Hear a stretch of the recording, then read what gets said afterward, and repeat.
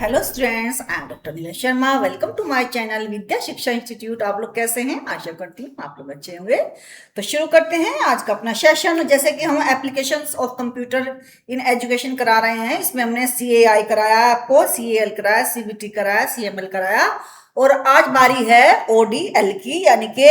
Open distance learning की। क्योंकि ये भी इसमें कॉन्सेप्ट दी गई है तो ये भी पढ़ना हमारा जरूरी है। हो सकता है क्वेश्चन यहीं से आ जाए। ठीक है, तो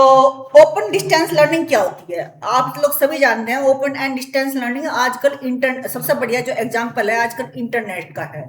और ये ओपन और डिस्टेंस लर्निंग, इसमें भी ओपन एंड डिस्टेंस लर्निंग आती है जो हम आजकल इंटरनेट से पढ़ रहे हैं। ठीक है, क्योंकि हम कहीं भी पढ़ रहे हैं, कोई भी पढ़ रहा है। और ओपन एंड डिस्टेंस लर्निंग का मतलब यही होता है कि जो जहां टीचर और लर्नर नीड नॉट नेसेसरी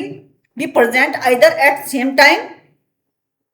और जो है एट सेम प्लेस, यानी कि एक जगह जैसे क्लासरूम में होती है ना टीचिंग, इसकी जरूरत नहीं है। हम कहीं भी किसी भी वक्त कहीं भी और किसी भी वक्त टीचर और स्टूडेंट लर्निंग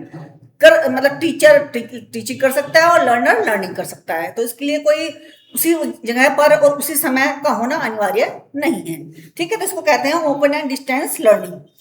तो जो ये जो कॉन्सेप्ट है और इसकी जो टीचिंग लर्निंग के जो होते हैं ना, जो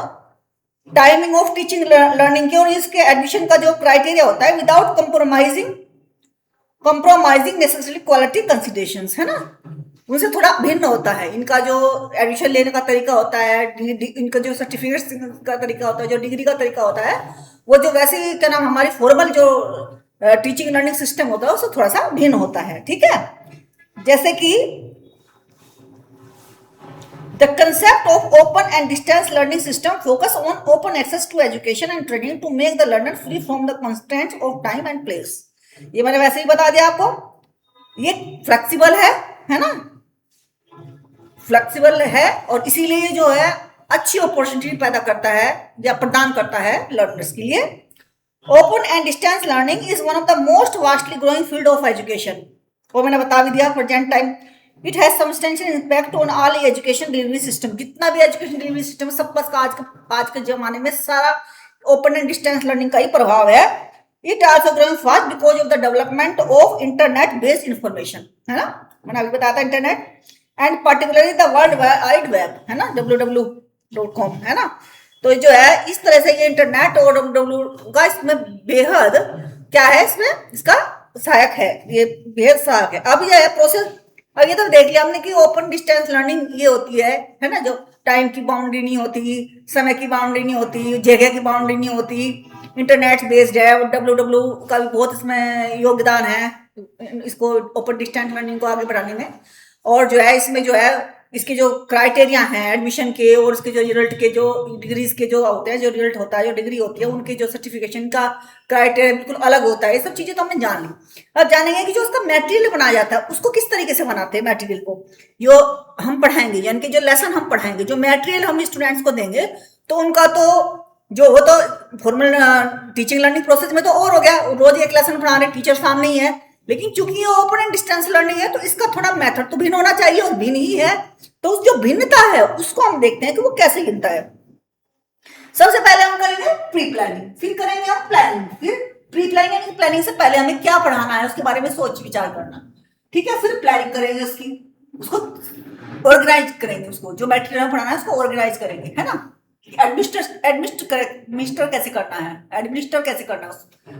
लेसन को, उसको मतलब पूरे कोर्स को, मटेरियल को। फिर ऑथराइजिंग स्टेज, है ना, ऑथराइजिंग स्टेज जो लेखकों का जो योगदान है वो स्टेज आ जाएगा इसमें। फिर प्रोडक्शन स्टेज, फिर प्रोडक्शन जो बन के तैयार हुआ, यानी कि वही पूरा कोर्स सिलेबस, उसी के बारे में बात करें। मटेरियल का मतलब क्या, सिलेबस, कोर्स कंटेंट, इसी से मतलब है इसका। तो प्री प्लानिंग में देखते हैं कि pre planning syllabus of the course,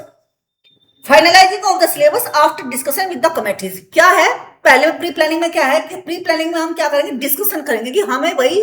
MA के लिए ये कोर्स हम चाह रहे हैं कि इस तरह के कोर्स इस तरह से हो, 4 सब्जेक्ट हो, है ना। एमए सॉरी एक सब्जेक्ट है इंग्लिश है, एमए इंग्लिश है, 4 पेपर हैं होने चाहिए, American literature, Indo Anglian literature, Shakespeare या जो भी, ये 4 होने चाहिए इसमें, है ना, या हेमलेट, जो भी हम पढ़ाना चाह रहे हैं उसमें 4 ये पेपर होने चाहिए। अब पेपर के अंदर हमें कितनी पोएम्स, एक शेक्सपियर की तो ढेरों पोएम्स हैं हमें, लेकिन कितनी इंक्लूड करनी है, तो हम क्या करेंगे कि उस हमें करना क्या है, हमें एमए लेवल पर काम करना है, कौन कौन से डालने हैं इसमें, पोएट्स डालने हैं या जो है क्या नाम ड्रामेटिस्ट डालने हैं, या कोई और जो मान लीजिए संस्कृत है, संस्कृत के बारे में मान लीजिए प्रोज जो है पद, चंपू, जो जितने भी काव्य है, काव्य शास्त्र, इनके बारे में नॉलेज की हमें इनको एमए संस्कृत में पढ़ाना क्या है, कितने चैप्टर्स हमें डालने हैं, कितने जो है सब्जेक्ट इसमें डालने हैं, है ना, कितने सब्जेक्ट तो संस्कृत के कितने पेपर हमें इसमें डालने हैं, इन सबका जो हम जायजा करते हैं, इसके बारे में हम जो है मीटिंग होती है हमारी, किनके साथ होती है, कमेटी है एक, उनके साथ मीटिंग होती है, अप्रूवल ऑफ एकेडमिक काउंसिल, ठीक है, जो कमेटी होती है अप्रूव्ड ऑफ एकेडमिक काउंसिल, उससे हम जो डिस्कशन करते हैं, हम क्या मतलब जो कमेटी के मेंबर होते हैं वो डिस्कशन करते हैं,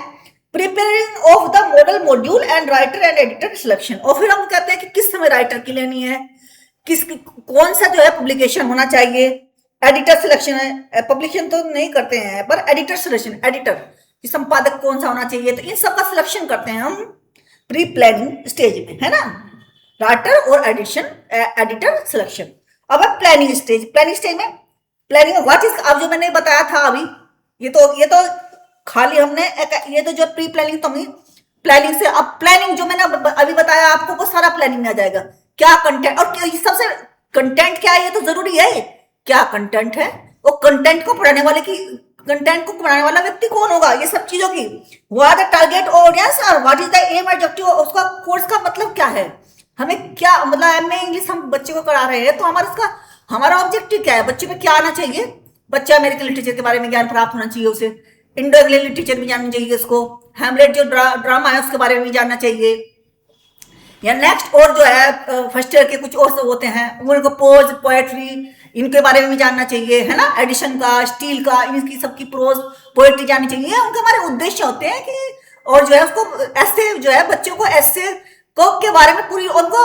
ऐसे लिखना भी आना चाहिए, ये मेरा तो ये मानना है कि ये भी उद्देश्य होता है कि बच्चों को ऐसे इसी तरीके से ऐसे लिखना भी आना चाहिए, उनको पढ़ के उनको रिवाइज करके, उनको लर्न करके, उनका तरीका देख करके स्टूडेंट जो है उनको आना भी चाहिए उस तरह से ऐसे वगैरह लिखना, तो ये सब चीजें होती है कि टारगेट ऑडियंस कौन सी है और how will the course B assessed, और फिर ये कि इस कोर्स को असिस्ट कैसे किया जाए, यानी कि असिस्ट कैसे किया जाए, मान लीजिए कि लेंथी क्वेश्चन कितने के हो, ऐसे टाइप क्वेश्चन कितने के हो, शॉर्ट आंसर टाइप क्वेश्चन कितने हो,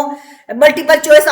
टाइप कितने क्वेश्चन हो, ये असिस्ट कैसे किया जाना है, इस पूरे जो पूरा मटेरियल है उसको असिस्ट करने का भी तरीका हम क्या करते हैं, प्लानिंग में ही तैयार करते हैं। फिर है ऑथराइजिंग स्टेज, इसमें क्या करते हैं, मैन्युस्क्रिप्ट लेते हैं from authors and sending the manuscript for editing and obtaining copyright permission, फिर जो है हम ऑथर सिलेक्ट करते हैं, ऑथर सेलेक्ट करने के बाद में कॉपीराइट वगैरह लिए जाते हैं, और जो मैन्युस्क्रिप्ट होती है, जो मैन्युस्क्रिप्ट बनाई जाती है उसको एडिटिंग कराई जाती है, इसमें करते हैं ये, यानी कि जो ऑथर है वो जो मैन्युस्क्रिप्ट होती है ना ऑथर की, वो सब चीज उसमें आती है। फिर प्रोडक्शन स्टेज में क्या होता है, पहले फर्स्ट प्रूफ रीडिंग होती है प्रोडक्शन स्टेज में, जब मान लीजिए कोई चीज लिख, मान लीजिए सब ऑथरिंग का ये तो हो गया, ऑथर ने जो है, और author and manuscript from author and sending the manuscript for editing and obtaining copyright permission, ये भेज दिया हमने, जो उन्होंने कोर्स बनाया वो कोर्स हमने एडिटिंग के लिए और उसके लिए भेज दिया हमने, ठीक है, किसके लिए, कॉपीराइट के लिए, ये हो गया, मैंने भेज दी। और उसके बाद क्या होगा, अब हम देखेंगे कि अब आगे, अब उसमें हम क्या करेंगे, करेक्ट होके आएगी तो उसमें देखेंगे फर्स्ट प्रूफ रीडिंग, उसमें हमें कुछ मतलब वो भी तो करना होता है, उसमें करेक्शन भी तो करना होता है उसमें कोर्स में, कि कहाँ कुछ ज्यादा तो नहीं लिख दिया, correction, second proof reading and correction followed by final check by the author, फिर फाइनल चेक कराए जाते हैं ऑथर के द्वारा कि क्या वास्तव में वो जो उन्होंने लिखा था मैन्युस्क्रिप्ट जिसके बारे में बनाई थी वो पूरा जो का त्यो है कि उसमें कुछ गड़बड़ कर दिया कहीं स्पेलिंग में, इसमें उसमें, है ना, एंड इंस्ट्रक्शन डिजाइन, और जो डिजाइन बनाता है, जो मतलब जो उस बुक का डिजाइन बनाता है, इंस्ट्रक्शन डिजाइन, जो शुरुआत का पेज होता है ना, मतलब इंस्ट्रक्शन डिजाइन ये बनाते हैं, तो मतलब के जो मैप्स हैं इसके, जो मैप्स के तरीका जो है, बाहर को जो पुस्तक होती है उसके बाहर का तरीका, है ना, वो सारी चीजें जो उसमें जो ये बनाते हैं इंस्ट्रक्शन डिजाइनर, जो इंस्ट्रक्शन डिजाइनर होते हैं, जो इंस्ट्रक्शन डिजाइनर मतलब जो जैसे मतलब टीचर बताते हैं ना, इसी तरह से इंस्ट्रक्शन डिजाइनर होते हैं कि यहाँ ये पहली यूनिट दूसरी यूनिट जो इंस्ट्रक्शन दी उसके अंदर जो इंस्ट्रक्शन डिजाइन सारा काम करते हैं, जिसके अंदर क्या लिखना है क्या करना है, ठीक है,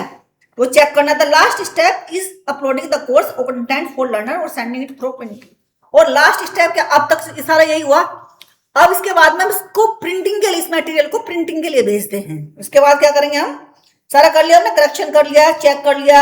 इंस्ट्रक्शन डिजाइनर ने सारा इंस्ट्रक्शन देख लिया, कितने इंस्ट्रक्शन पूरा करा, कितने पेज का है, ये जो यूनिट वाइज इनके जो है टॉपिक वाइज, ये सारा पूरा डिजाइन इंस्ट्रक्शन डिजाइन जो है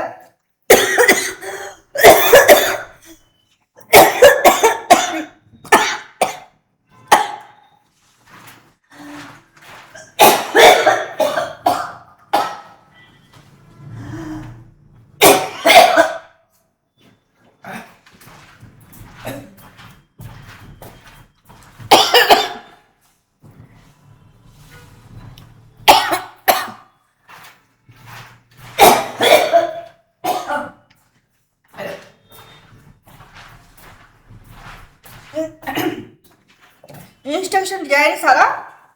ऑफिस को हम जो है प्रिंटिंग के लिए भेज देंगे। तो यह हो गई process of open and distance learning material. ऐसी है जैसे हम नॉर्मली पढ़ते हैं, थोड़ा बहुत चेंज है इसमें, है ना, क्योंकि हमें ये तो देखना है, बच्चा क्लास में नहीं है। तो students, respect your teachers, respect your parents, अपनी सेफ्टी का ध्यान रखिए और जून के यूजीसी नेट के लिए तैयारी अच्छे से कीजिए। Consistency is the best, consistency is the best की फॉर सक्सेस। हार्ड वर्क का कोई सब्स्टिट्यूट नहीं है, हालांकि स्मार्ट वर्क भी आजकल कार्य करता है। कठिनाई से डरने की आवश्यकता नहीं, स्टेप बाय स्टेप बढ़िए, आप मंजिल तक जरूर पहुंच जाएंगे। Bye bye.